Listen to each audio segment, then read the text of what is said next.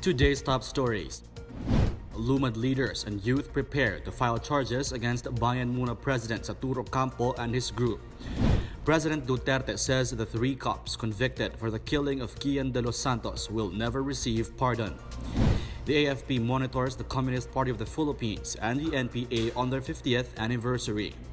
And the Balangiga Bells are expected to be back in eastern Samar in time for Misa de Gallo.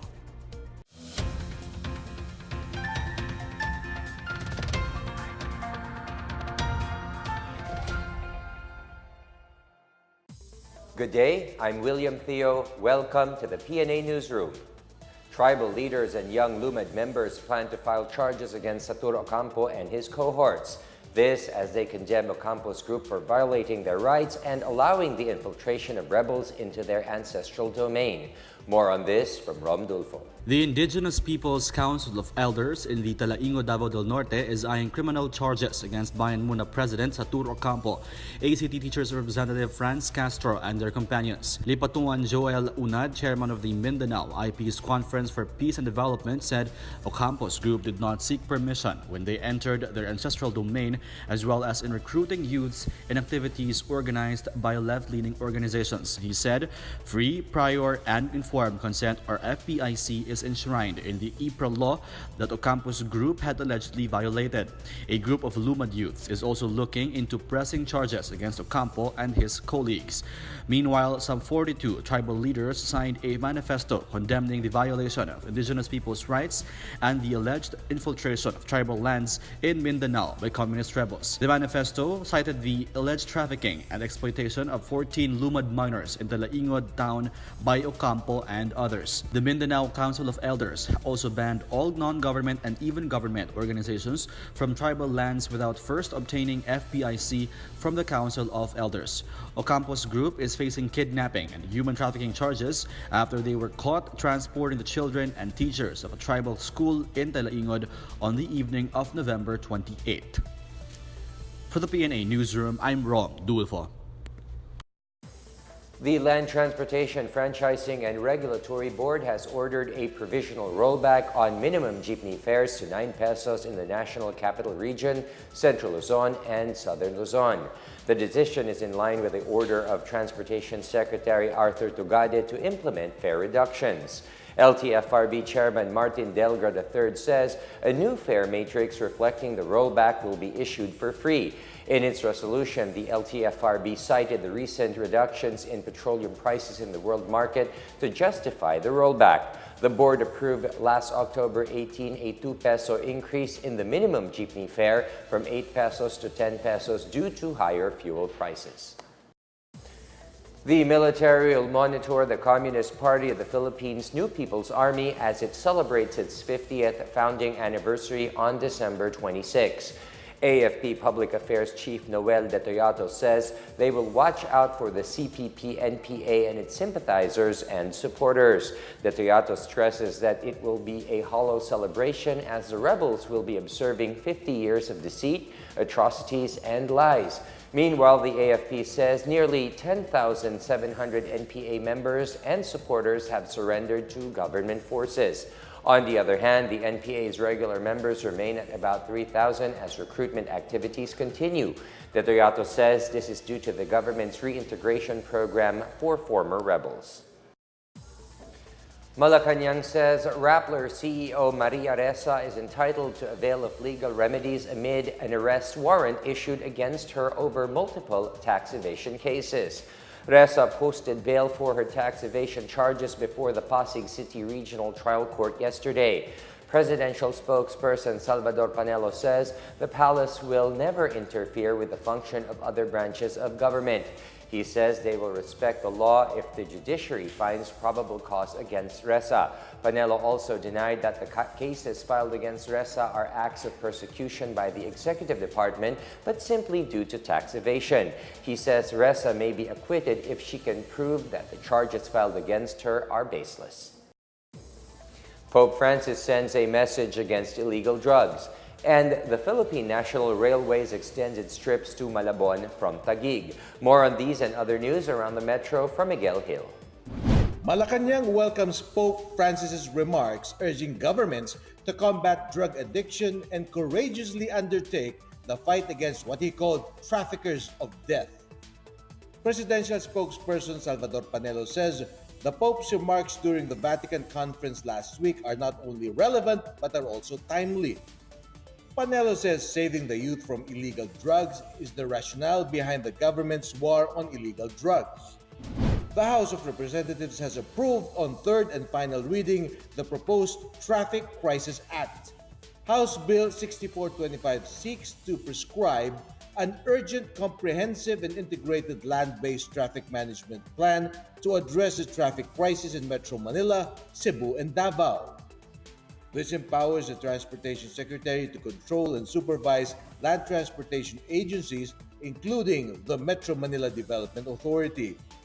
It shall also harmonize and enforce all traffic rules and regulations and take charge of traffic-related projects.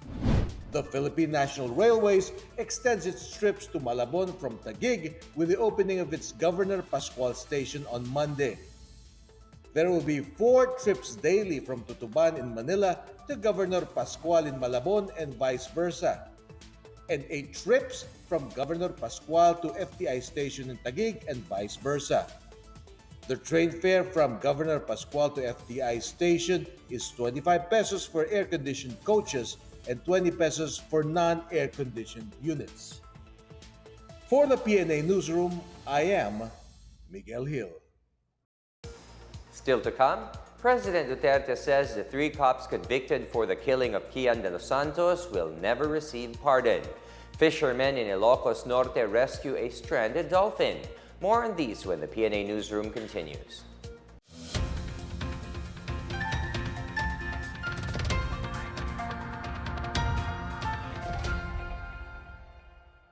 Ito ang kauna-unahang Eco Airport sa buong Pilipinas, ang Bohol Panglao International Airport.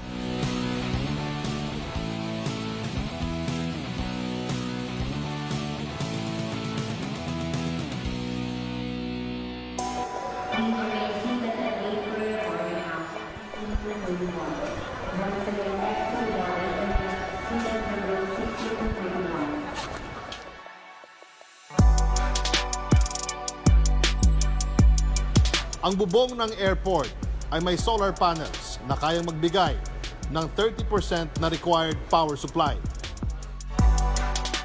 In 2 years and 5 months after, Yes. ito na yun. Dahil ang instructions ni Secretary nun, syempre may instruction si Presidente to make the life of the Filipinos comfortable. Not only Filipinos, pati yung tourists eh.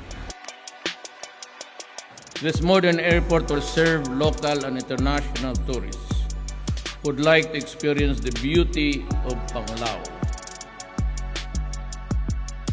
Be assured of this government's full support as you make Bohol more accessible to the world through this new airport. Indeed, now is the perfect time to see the wonders of Bohol. As we formally open the doors of BPIA, I urge you to demonstrate solidarity in our shared task of building a stronger and more robust society for all. Daghang salamat sa inyong tanan.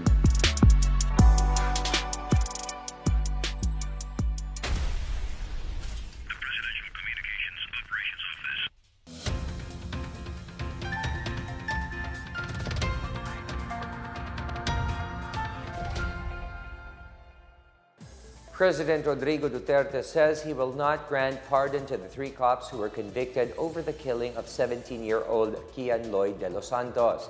Duterte says while he vowed to defend soldiers and policemen who are killed in the line of duty, it is a different story for those involved in crimes like murder. He also pointed out that law enforcers can only kill when their life is in danger. Presidential spokesperson Salvador Panelo earlier said that the conviction of PO3 Arnel Juarez, PO1 Jeremiah Pereda, and PO1 Jerwin Cruz is a triumph of justice. Panelo said this proved that the International Criminal Court has no jurisdiction to investigate alleged extrajudicial killings in the country because it only serves as a court of last resort.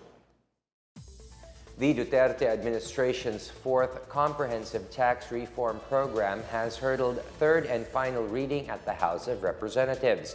House Bill 8645 aims to make the tax system for capital income and financial intermediation simpler, fairer, more efficient, and regionally more competitive.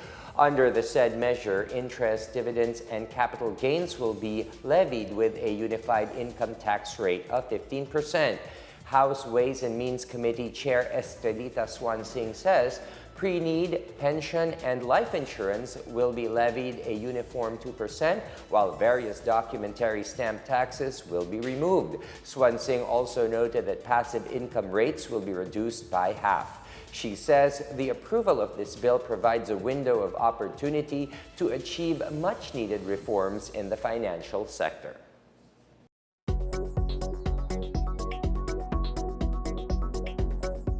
The manufacturing sector is one of the most affected by economic issues such as smuggling and ease of doing business.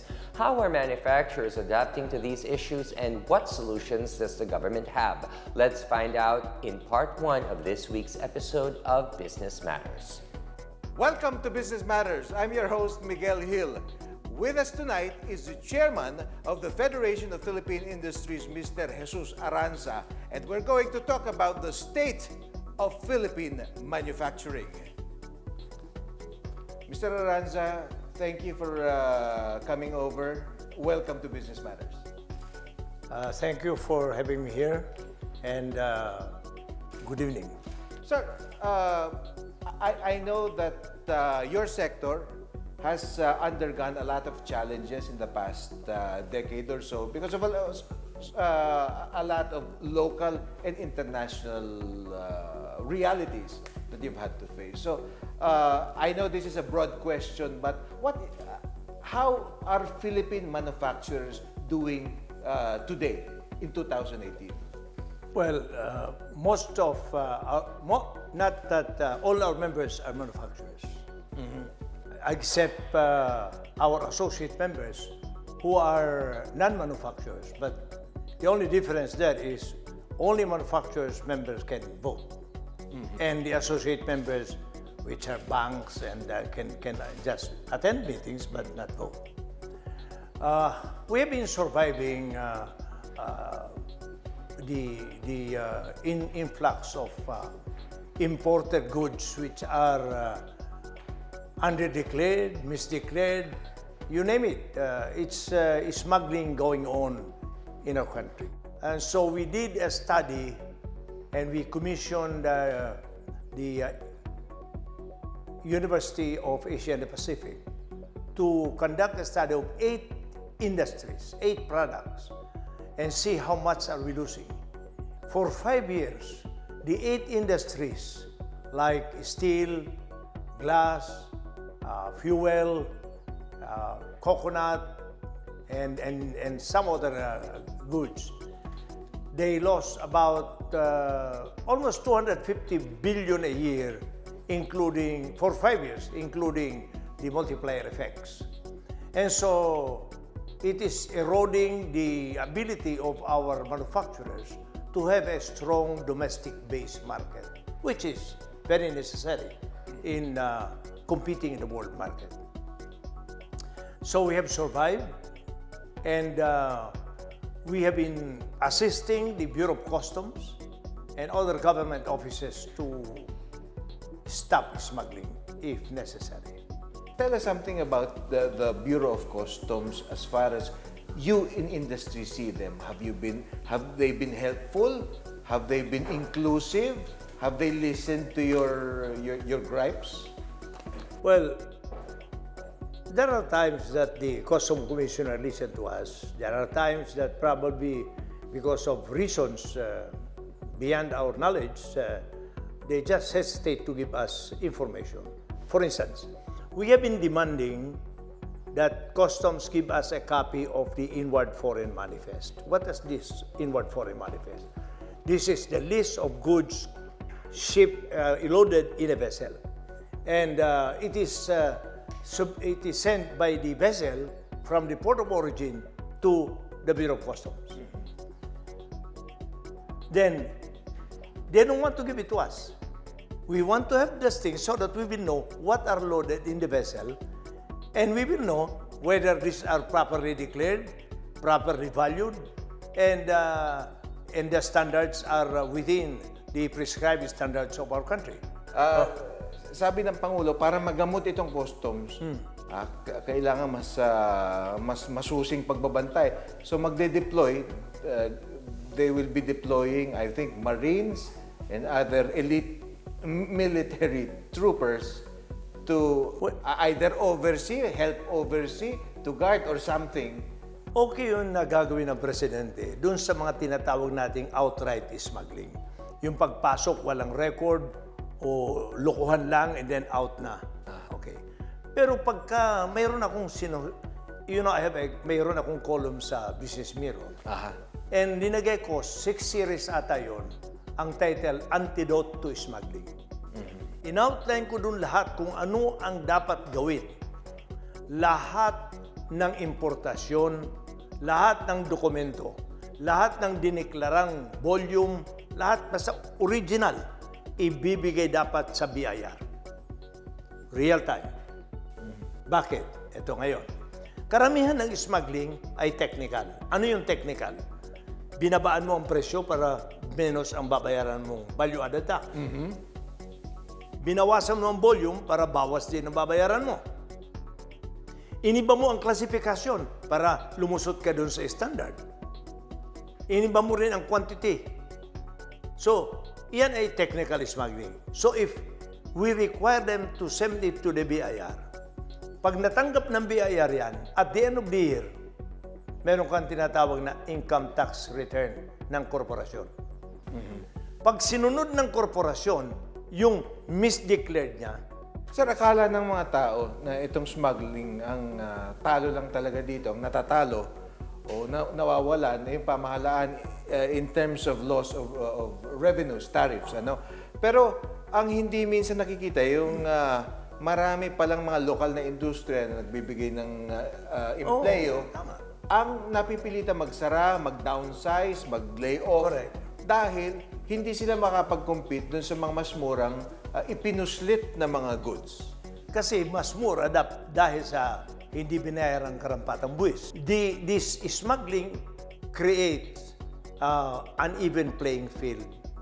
Matatalo kami, hindi dahil sa legal, kundi talo kami sapagkat dinaya mo ang labanan. Pangalawa na, so nawawala ng trabaho ang tao. So doon sa nawala ng trabaho, nawala ng purchasing power. Yun namang benta ng legitimate company sa nagbabayad ng buwis, lilit ang benta. So pag lilit ng benta, lilit din ang tax sa gobyerno. So, yan ang double whammy sa ating bansa. Kaya kami lumalaban sa smuggling. Okay, that's it for us today. When we return, we'll talk about more about government's economic policies and their effects on local industries. I'm your host, Miguel Hill. Good day. General Trias City in Cavite wins an environmental award. Meanwhile, fishermen rescue a stranded dolphin in Ilocos Norte. More on these stories from the provinces from Benj Bondok. General Trias City has bagged the Bronze Award for its outstanding performance and highly commendable practices in solid waste management. The Bronze Award was given during the 4th Environmental Compliance Audit in Nasugbu, Batangas on Monday. City officials led by Mayor Antonio A. Ferrer and Vice Mayor Maurito Morit-Sison welcomed the award and vowed to continuously improve their effective systems. In Ilocos Norte, a group of fishermen rescued a male pantropical spotted dolphin along the shallow waters of Masintok, Pawai. The stranded animal was found weak and thin with a deep wound in the abdomen. The dolphin is now under supportive care by several trained responders in the village. Records show Ilocos region is among the identified hotspots of dolphin and whale strandings over the past 10 years. In Samar, Gawad Kalinga and the city government of Catbalogan on Saturday turned over 30 housing units to landslide victims in Mercedes Village 4 years after the tragedy. City Mayor Stephanie Uitan and GK officials led the turnover ceremony of housing units built in a lot donated by the city government. Aside from housing units and teaching values formation, GK personnel will also provide livelihood training for the recipients. A medium-rise housing project funded by the National Housing Authority meant for 300 families is also planned to be put in the same property. For the PNA Newsroom, I'm Bench Bondo. Up next, the Balangiga Bells are expected to be back in eastern Samar in time for Misa de Gallo. And Gilas Pilipinas hangs on to a slim chance of entering the FIBA World Cup. The PNA Newsroom returns after these reminders.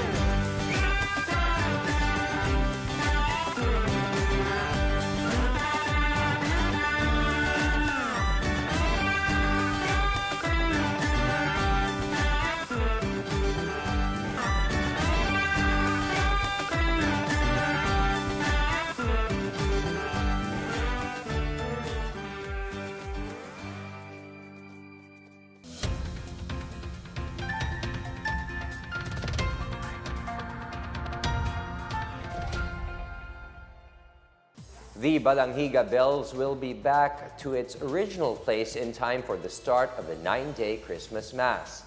Defense Secretary Delfin Lorenzana says the 3 bells will arrive at the Villamor Air Base on December 11 with a simple military ceremony.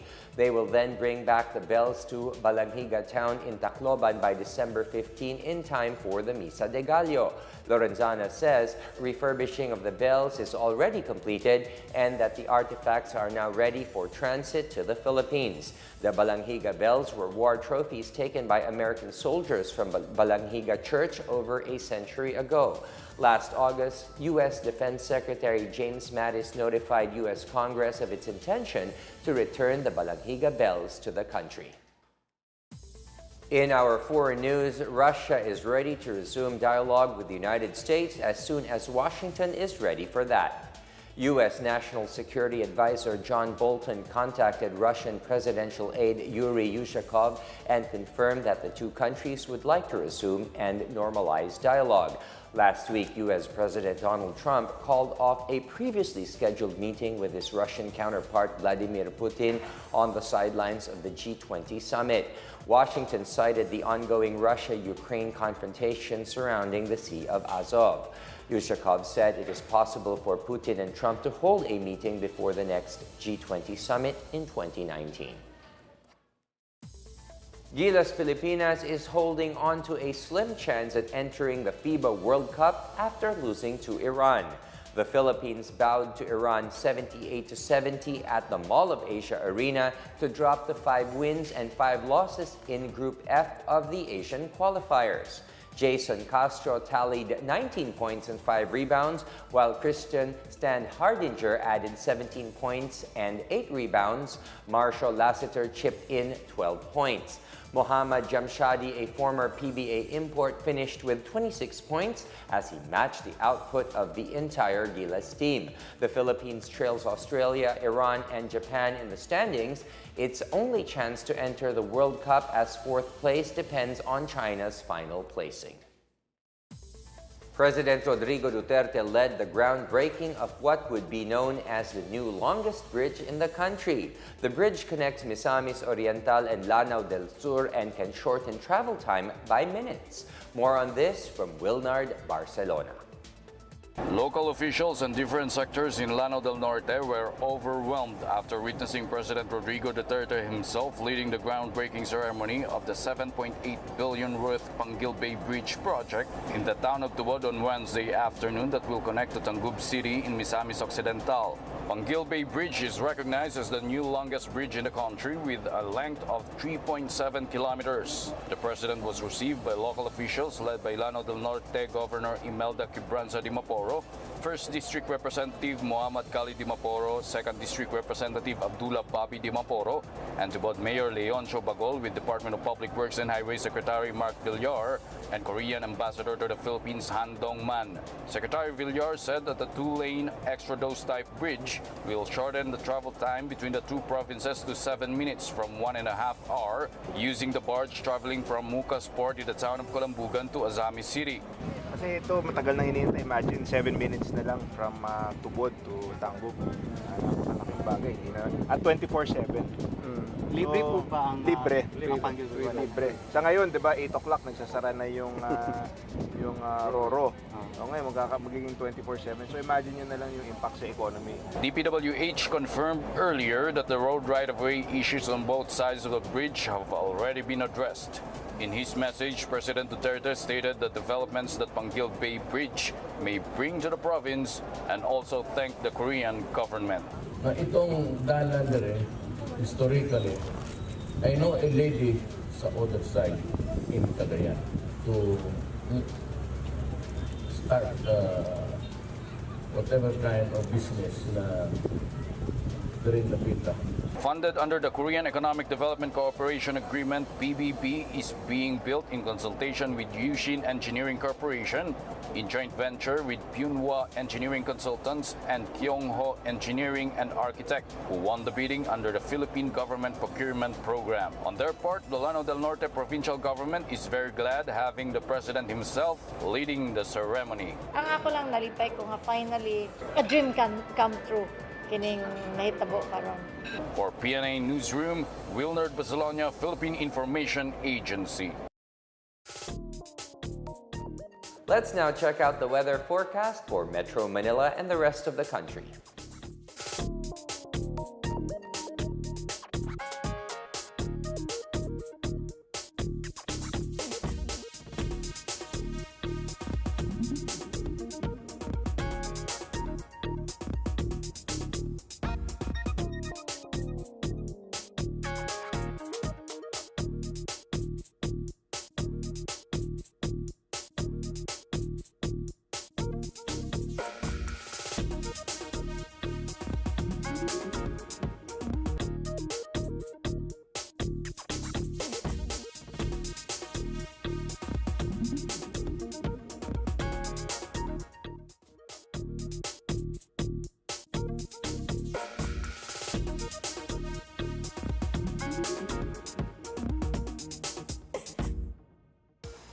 Let's take another look at today's top story. Lumad leaders and youth prepare to file charges against Bayan Muna President Ocampo and his group. President Duterte says the 3 cops convicted for the killing of Kian de los Santos will never receive pardon. The AFP monitors the Communist Party of the Philippines and the NPA on their 50th anniversary. And the Balangiga Bells are expected to be back in eastern Samar in time for Misa de Gallo. Thank you for watching another edition of the PNA Newsroom. To check out these and other stories, visit the PNA website or follow the Philippine News Agency on Facebook and Twitter. For more stories about the government and how it serves the Filipinos, look for these hashtags in all of our social media platforms and websites. And just a little over 3 weeks, 22 days more to go before Christmas. And that's your daily dose of the latest news and information that you need to know. From the PNA Newsroom, I am William Theo. Good day.